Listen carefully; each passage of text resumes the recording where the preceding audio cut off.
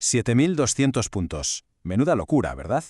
Hay momentos en los mercados que te obligan a parar y simplemente observar, y el cierre de este mes de abril de 2026 es sin duda uno de ellos. El S&P 500 ha tocado este nivel histórico, una auténtica barbaridad que corona una subida mensual del 10,4%. Para ponerlo en perspectiva, no veíamos un salto de esta magnitud desde noviembre de 2020. Es un hito espectacular impulsado por los resultados corporativos en Estados Unidos, y es el punto de partida perfecto para lo que vamos a desgranar hoy. Bienvenidos a este nuevo análisis a fondo. Hoy nos metemos de lleno en una situación que es, francamente, una paradoja total. Tenemos por un lado bolsas rompiendo todos los récords imaginables gracias a las ganancias corporativas, y por otro, nubarrones bastante oscuros asomando sobre la economía global. Así que nuestro objetivo hoy es desenredar este auténtico tira y afloja de Wall Street. Vamos a desmitificar estas señales tan contradictorias con las que hemos cerrado abril y, sobre todo, vamos a analizar qué significa todo esto para el inversor retail. Hay muchísima tela que cortar, así que vamos al lío. Bueno, esta es nuestra hoja de ruta para hoy. Primero, echaremos un vistazo a los máximos históricos. Segundo, repasaremos los grandes ganadores y perdedores corporativos. Tercero, veremos las señales macroeconómicas. Cuarto, hablaremos de las tensiones geopolíticas. Y quinto, analizaremos el impacto real en el inversor minorista. Empezamos con el punto número 1. Máximos históricos. Vamos a ver cómo ha quedado la foto global a finales de abril. La verdad es que ha sido un final de mes que ha barrido de un plumazo el nerviosismo que notábamos a mediados de semana. Fijaos en la tabla. El verde domina claramente en las bolsas occidentales. El Dow Jones ha marcado una subida muy sólida del 1,6%, el S&P 500 un 1% y el Nasdaq un 0,9%. Pero ojo, que la fiesta no se ha quedado solo en Wall Street.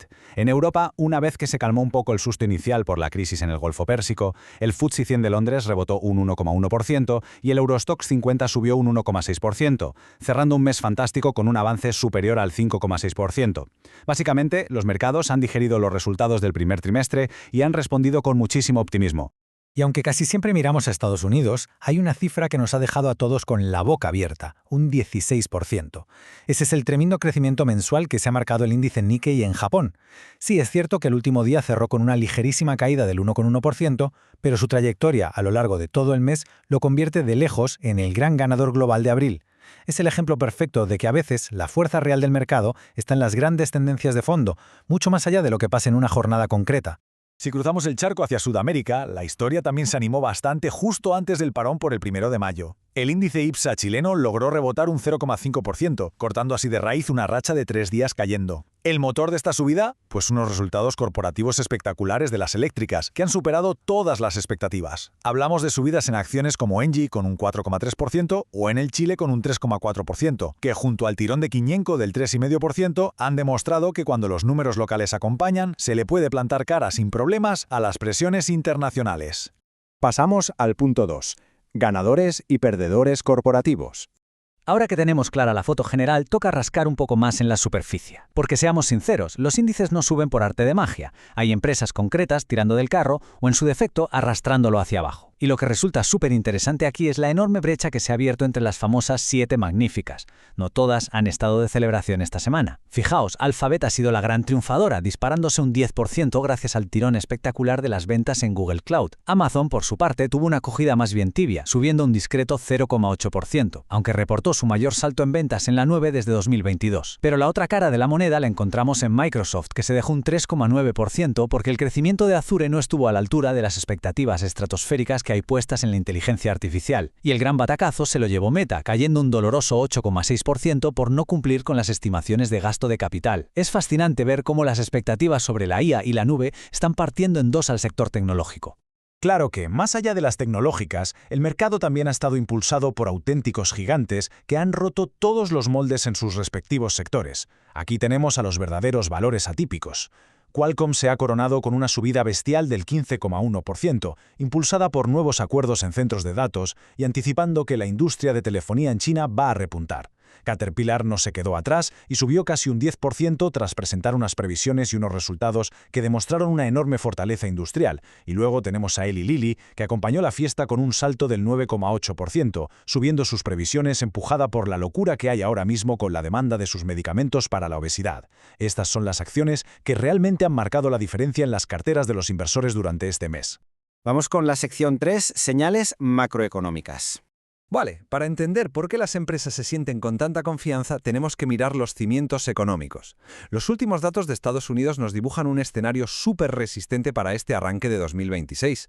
La primera lectura del PIB del primer trimestre nos dejó un crecimiento anualizado del 2%, que sí, queda un pelín por debajo de lo que decían las encuestas, pero oye, sigue mostrando una economía fuerte como un roble. Por otro lado, la inflación subyacente, que ya sabemos que es el dato fetiche de la Reserva Federal, subió un 0,3% mensual, clavando los pronósticos. Si a este cóctel le añadimos que las peticiones de desempleo fueron menores de lo esperado, lo que nos queda es un clima de estabilidad tremendo. Y claro, con este panorama los inversores se han lanzado a inyectar capital sin dudarlo. Pasamos al punto 4, tensiones geopolíticas. Ahora bien, cualquier análisis financiero que se precie tiene que mirar también los riesgos externos. No todo va a ser color de rosa. Detrás de estos máximos de infarto en bolsa hay una sombra que añade muchísima fragilidad al sistema global. Si seguimos esta línea de tiempo, vemos clarísimo cómo la geopolítica actúa como un freno de mano. Al cumplirse 2 meses del conflicto en Oriente Medio, tuvimos unos picos de tensión a mitad de semana que hicieron saltar todas las alarmas en las mesas de inversión. El resultado inmediato, un shock directo en la energía. El barril de Brent rompió la barrera de los $120 por primera vez desde mediados de 2022. Aunque luego la cosa se relajó un poco, bajando un 3,4% hasta los $114 y coincidiendo con un dólar algo más débil, esta enorme volatilidad nos recuerda lo increíblemente sensibles que están los mercados a cualquier chispa en esa región. Y el gran foco de atención ahora mismo está en el Estrecho de Hormuz, que es literalmente el gran cuello de botella del comercio energético mundial. Aquí estamos viendo un choque frontal de posturas. Por un lado, las fuentes recogen que Donald Trump ha dejado claro que Estados Unidos seguirá con su estrategia de asfixiar la economía de Irán, planteando incluso bloquear puertos en el estrecho tras rechazar propuestas de paz recientes. Por el otro, tenemos un escrito del líder supremo iraní, Mojtaba Khamenei, instando de forma muy tajante a seguir adelante con su programa nuclear y de misiles, que es el centro del conflicto, y a no soltar el control del estrecho. Son dos posturas radicalmente opuestas y declaradas a los 4 vientos y constituyen la principal fuente de incertidumbre mundial ahora mismo. Todo el planeta está mirando de reojo lo que pasa ahí. Y llegamos a la sección 5, el impacto en el inversor minoritario. Bueno, vamos a atar cabos. Por un lado, tenemos las bolsas en máximos, empujadas por la tecnología y la industria. Por otro, una macroeconomía que aguanta el tipo. Y de fondo, una tensión geopolítica altísima en Oriente Medio. La gran pregunta es, ¿cómo aterriza todo este rompecabezas en el bolsillo del inversor retail? Esta diapositiva lo ilustra a la perfección. Es una reacción en cadena. En el paso 1 vemos que los ahorros del inversor de a pie están creciendo, subidos a la ola de esos platazos que están presentando las grandes empresas. Pero de repente, ¡boom!, pasamos al paso 2. La geopolítica entra en escena y pega un hachazo a los precios de la energía. Tener el petróleo a $120 es algo que se acaba filtrando a absolutamente todo. Y esto nos lleva inevitablemente al paso 3. La energía cara resucita el fantasma de la inflación y esto deja a los bancos centrales atados de pies y manos para bajar el precio del dinero. Y claro, el resultado de ese paso 3 es ni más ni menos que lo que estamos viendo a nivel institucional. Los bancos centrales se han puesto de acuerdo para levantar un muro de cautela. Hablamos de pesos pesados como la Reserva Federal de Estados Unidos, el Banco Central Europeo, el Banco de Inglaterra, el Banco de Japón y también el Banco Central de Chile. Todos han decidido dejar sus tipos de interés tal y como estaban. Están a la expectativa, vigilando con lupa el impacto inflacionario que pueda tener el shock petrolero derivado del conflicto. ¿Qué significa esto para el inversor retail? Pues que pedir dinero prestado va a seguir saliendo caro y que la liquidez no va a fluir con la alegría que muchos esperaban a principios de año. Es un escenario curioso, donde tus inversiones crecen en bolsa, pero chocan de frente con unas políticas monetarias que siguen pisando el freno. Así que, después de todo este análisis, nos quedamos con la gran pregunta del millón, la que define exactamente el momento en el que estamos. Por una parte, las empresas están demostrando un aguante tremendo, sacando beneficios récord mes tras mes y alegrándole la vida al inversor que se mantiene firme en el mercado. Pero por otra, los vaivenes del petróleo y los pulsos geopolíticos están metiendo muchísima presión y bloqueando cualquier ayuda por parte de los bancos centrales. El verdadero reto ahora es ver quién gana este pulso a medio plazo. ¿Tendrá el motor corporativo gasolina suficiente para seguir tirando del carro o acabarán las grietas geopolíticas provocando un frenazo? Es la duda que va a marcar el ritmo de los mercados en los próximos meses y habrá que vigilar los datos muy de cerca. Muchísimas gracias por acompañarnos en este análisis y hasta la próxima.